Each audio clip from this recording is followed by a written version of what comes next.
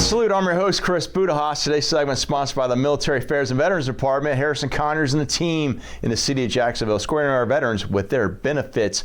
Talking about veterans, I have Chris Sanchack with Greenleaf Direct Care. Chris, yes, how are you? Very good. It's good to see you. Thank you. Thank you for having me on. No, it's good to see you, man. Yeah. So let's tell the audience where you're originally from and what you do in the military. All right. I am originally from outside of Philadelphia. So I was born on the main line out there. Okay. I stayed out there for a while. Eagles fan then? I am a huge Eagles fan. Okay, good. And just, for the show, we got a little bit of the Eagles side. I love it. There's always some Eagles green on somewhere in the background. Yes, sir. Yeah. And so we moved around a little bit, and I ended up going to college at Union, upstate New York. Yeah.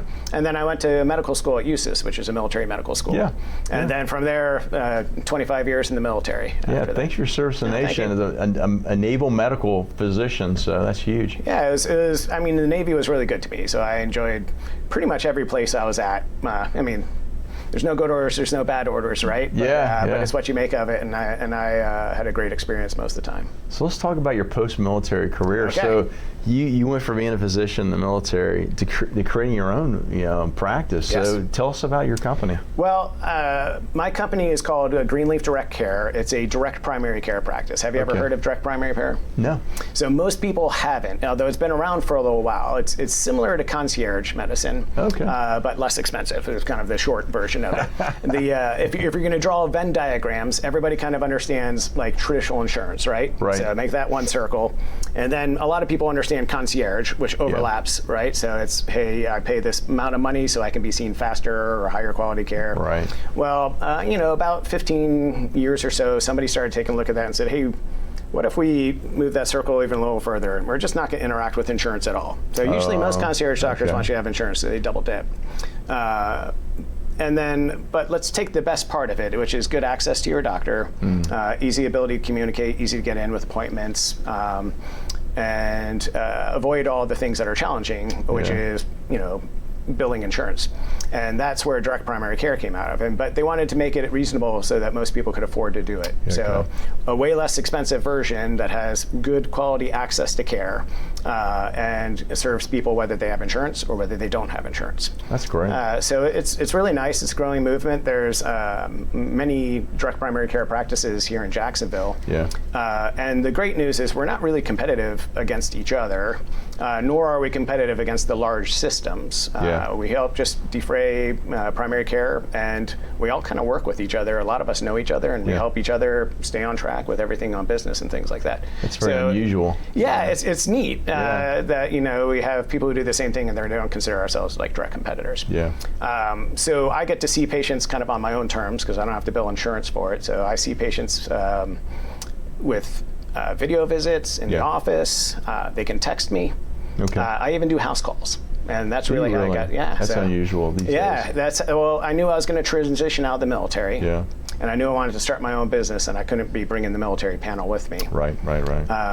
And I didn't really want to work for anyone else at that point. After 25 years of being in the military, I felt like it was... I worked for one person, actually. I worked for my clients, and I worked for my wife. So there you go. That's exactly correct. The same thing. Yeah. So I wanted to do something like that. So for the last year or so I was in the military, I created the company, and I was moonlighting, doing house calls and video visits during COVID, where people couldn't get in to see the doctor. So I was safe about how we did it, and made sure we took care of people who really they couldn't get into the ER, they couldn't get into urgent care. So I was filling kind of a need in the community when I had time, and that gave me the chance to really get up and running and get this started. Are you a solopreneur, or have you actually increased? You have people working for you, or? So I have increased the size. So my company is called Greenleaf Direct Care as opposed to Greenleaf Direct Primary Care. So my wife is a psychologist. So she's also a veteran. She works with me.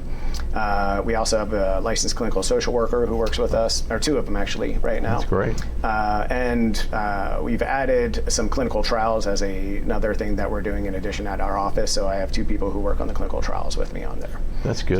So we've been growing a little bit. It's been really fun. Are you looking to continue to scale in the next year or two? we are looking to scale. One of the things I think will probably be growing the fast for us, and this is a business that's in parallel, is Greenleaf Clinical Trials that does the clinical trial work. So any medication that comes to market has to go through trials. So phase 1, phase 2, phase 3, phase 4. And they like carrying out these trials sometimes at small places where you have briskly responsive teams. You don't have a lot of administration of large hospital systems and whatnot. So I'm able to help out with those things. So that's run by another company, and that's been growing pretty quickly. And we're gradually trying to build up the direct primary care practice. And I would love over the next few years to have a couple more Greenleaf satellite locations pop up. Great. But I'd like to keep it local. I think once you get past a certain number of people on your team, you lose control. You lose a little bit of control, and that's okay. I mean, we're used to that, right, when you're in the military and you have big units. But you can lose that feel, and really direct primary care, it's really important to have that kind of close physician-patient relationship. And I want to bring in people who can kind of mimic that as much as possible if we ever did scale to a larger size. That's great. Yeah. So Chris, how do folks find Greenleaf? So a lot of folks find Greenleaf through their friends and neighbors. Word of mouth is kind of the biggest way people have found me, to be perfectly honest. I mean, you can advertise on social media, Facebook and other things like that, but that's not where people find their doctors. No. They're usually assigned. Word of mouth. Yeah, assigned by insurance. And if they're not being assigned by insurance and looking for something else, then they find me through other folks. So I found a lot of people within my neighborhood, and then they spread the word for me. I do try and put things out there on social media so people know what we're doing. You're on LinkedIn? I'm on LinkedIn, yeah, LinkedIn, Facebook, Instagram. We do a whole bunch of that stuff. But I find the most part is a good, happy patient, and they find me more patients. Yeah, my wife says you have great service. You tell 25 of your friends. You get bad service. You tell 100 of your friends. Exactly. So, yeah, you're 100% correct on that one. Yes. But the fact that the word of mouth does matter, because you're right. That relationship between a physician and their patient, maybe not as tight as between spouses, but it's close, right? Because there's a lot of private information you're going to share with your doctor that you won't with others. So 100%, yeah.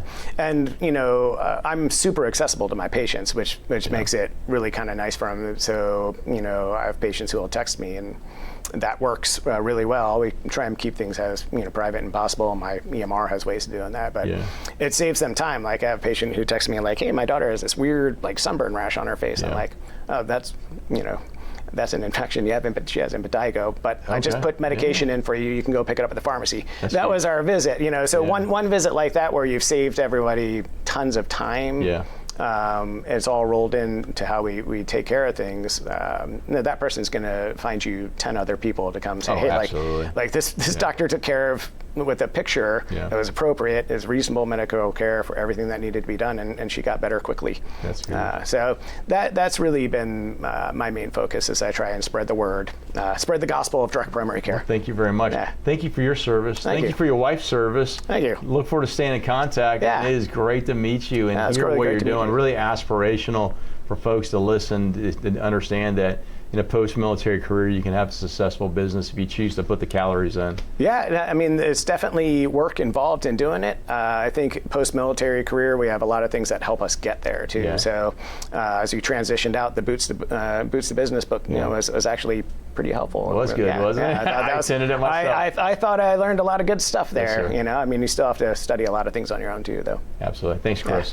Thank you. Hey, folks, you like what you heard, please connect with Chris and I on LinkedIn. We'll love to talk to you, continue conversation. We'll see you our next segment, Live with Gratitude.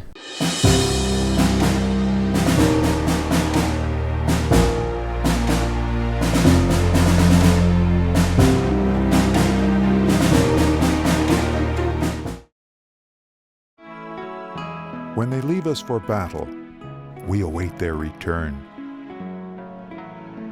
When their embrace is gone, we imagine them with us. Some don't come back. We grieve. Some come back hurting. We help. Heroes survive. We honor them. Heroes fall. We remember them. 150,000 veterans live in Jacksonville. We serve them.